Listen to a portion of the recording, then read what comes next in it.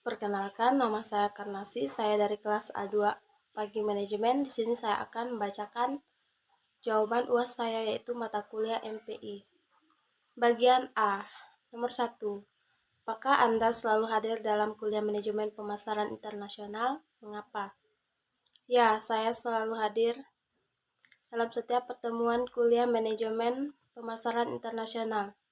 Alasan saya mengikuti mata kuliah manajemen pemasaran internasional adalah karena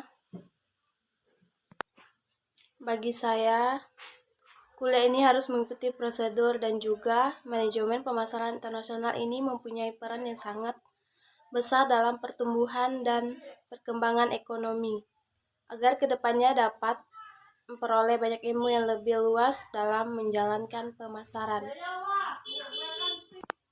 2. Berapa kali Anda hadir dalam kuliah manajemen pemasaran internasional secara daring? Saya menghadiri kuliah manajemen pemasaran internasional secara daring sebanyak 14 kali pertemuan. 3. Apa-apa saudara pelajari selama saudara belajar manajemen pemasaran internasional secara daring? 4. Apa yang saudara peroleh mempelajari manajemen pemasaran internasional secara daring? Yang saya pelajari, yang pertama, pengertian manajemen pemasaran internasional. Yang kedua, ruang lingkup manajemen pemasaran internasional. Yang ketiga, strategi pemasaran produk ke luar negeri. Yang keempat, cara mengekspor barang ke luar negeri. Yang kelima, strategi promosi internasional. Keenam, bisnis internasional. Yang ketujuh, perilaku konsumen dalam lintas budaya dan perspektif internasional. Kedelapan, the cultural environment of global markets. Yang kesembilan, hukum bisnis perdagangan internasional. Manfaat yang saya peroleh dalam pelajari MPI secara daring yaitu proses yang diajarkan akan membuat kita semakin mahir dalam melakukan pemasaran dan keahlian kita dalam berkomunikasi cukup dibutuhkan di dalamnya. Serta pemasaran juga penting ketika kita ingin memberikan ide yang berguna dalam kehidupan kita. Nomor 4. Apa tugas terstruktur yang diberikan oleh dosen saudara selama kuliah daring? Jelaskan tugas terstruktur Anda. Nomor 1. Meringkas materi yang disampaikan oleh pembicara dalam video. Yang kedua, meringkas 3 video pemasaran internasional dan membuat video record. Yang ketiga, meringkas strategi pemasaran produk ke luar negeri. Keempat, meringkas cara mengekspor barang ke luar negeri. Yang kelima, presentasikan strategi promosi internasional. Yang ke-6, presentasikan materi bisnis internasional. Yang ke-7, presentasikan perilaku konsumen dalam lintas budaya dan perspektif internasional. Yang ke-8, mencari materi di Google tentang the cultural environment of global market dan membuat video record. Yang ke-9, presentasikan materi tentang hukum bisnis perdagangan internasional. Nomor 5. Bagaimanakah kuliah daring MPI memberi kesan kepada Anda? Platform media apa yang digunakan oleh dosen dalam memberi kuliah manajemen pemasaran internasional?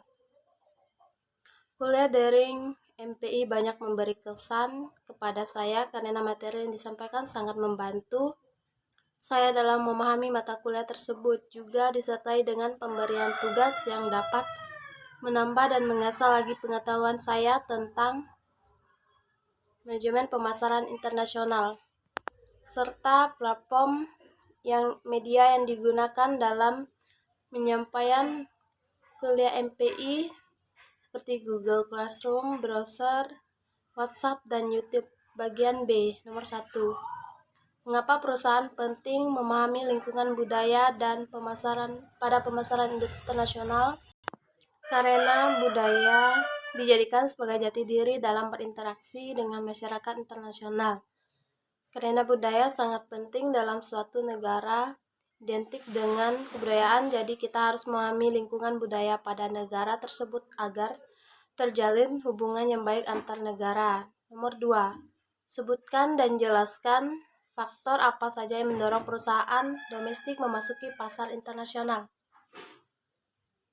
Yang pertama, kejenuhan pasar domestik adalah makmur. Perusahaan yang berorientasi pada pertumbuhan perlu menciptakan pertumbuhan peluang pasar untuk menaikkan keuntungan. 2. Persaingan adalah usaha dari dua pihak atau lebih perusahaan yang masing-masing bergiat memperoleh pesanan dengan menawarkan harga atau syarat yang paling menguntungkan. 3. Peluang-peluang pasar adalah suatu bidang kebutuhan pembeli di mana perusahaan dapat beroperasi secara menguntungkan. Keempat, kurva pengalaman yang tajam adalah fenomena produksi di mana biaya unit menurun seiring meningkatnya volume. Kelima, posisi pasar ceruk adalah sebagian tertentu dari keseluruhan pasar yang ingin disasarkan oleh suatu produk. Nomor 3, apa saja yang menjadi hambatan dalam pemasaran internasional yang dilakukan dengan melalui ekspor ke negara tujuan? Yang pertama, perbedaan mata uang antara negara pengekspor dengan mengimpor. Kedua, adanya kebijakan impor yang dilakukan suatu negara. Yang ketiga, perbedaan bahasa antar negara pengekspor dengan mengimpor. Yang keempat, ada pengenaan biaya masuk yang tinggi. Yang kelima, adanya perbedaan ketentuan atau peraturan. Yang keenam, adanya organisasi ekonomi yang mementingkan negara anggotanya. Yang ketujuh, proses dan prosedur ekspor-impor yang panjang dan lama. Yang kedelapan, adanya perang yang dialami suatu negara dan perampok. Nomor 4. Mengapa perusahaan harus mempelajari segmentasi pasar suatu negara tujuan pemasaran internasional? Segmentasi pasar apa saja yang perlu dilakukan untuk mengetahui pelanggan potensial bagi produk perusahaan? Alasannya karena suatu perusahaan melakukan segmentasi pasar salah satunya yaitu demi meningkatkan efektivitas strategi pemasaran yang telah direncanakan dan juga agar lebih terarah serta sumber daya pada perusahaan juga bisa dipakai secara efisien dan efektif. Segmentasi yang perlu dilakukan untuk mengetahui pelanggan potensial bagi produk perusahaan yaitu yang pertama, segmentasi geografis, kedua, segmentasi harga, yang ketiga, segmentasi media, keempat, segmentasi demografis, yang kelima, segmentasi waktu. Bagian C, silakan buka link video ini dan jawab dari video yang pertama atau A berjudul Pemasaran Internasional vs Pemasaran Global. Makna dari judul pemasaran internasional adalah kinerja kegiatan-kegiatan bisnis yang didesain untuk merencanakan, menetapkan harga, mempromosikan, dan mengerahkan arus barang dan jasa sebuah perusahaan kepada para konsumen atau para pemakai di lebih dari satu bangsa untuk mendapatkan keuntungan. Sedangkan pemasaran global mengacu pada kegiatan-kegiatan oleh perusahaan-perusahaan yang menekan supaya standarisasi, koordinasi lintas pasar, dan integrasi global. Teori-teori yang dijelaskan. Yang pertama, pengertian pemasaran internasional dan pemasaran global. Kedua, faktor pendorong pasar domestik menuju pasar internasional. Yang ketiga, jenis-jenis pemasaran internasional.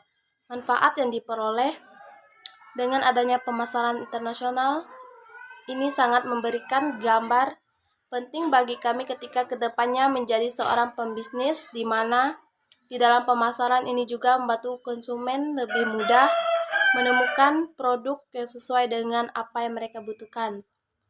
Yang B, video B berjudul Lingkungan, Budaya, dan Perilaku Konsumen dalam Pemasaran Global dan Bisnis Internasional.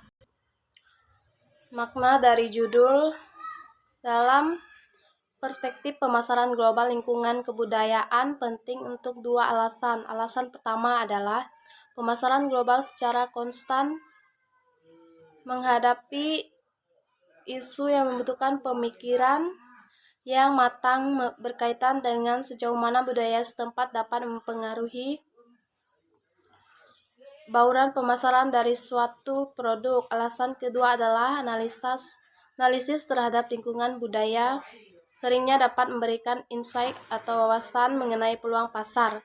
Teori-teori yang dijelaskan: pertama, definisi budaya; yang kedua, elemen-elemen budaya; yang ketiga, perbandingan antar budaya; yang keempat, pengaruh budaya terhadap bauran pemasaran; yang kelima, budaya organisasi; yang keenam, Global Customer Relationship Management atau CRM.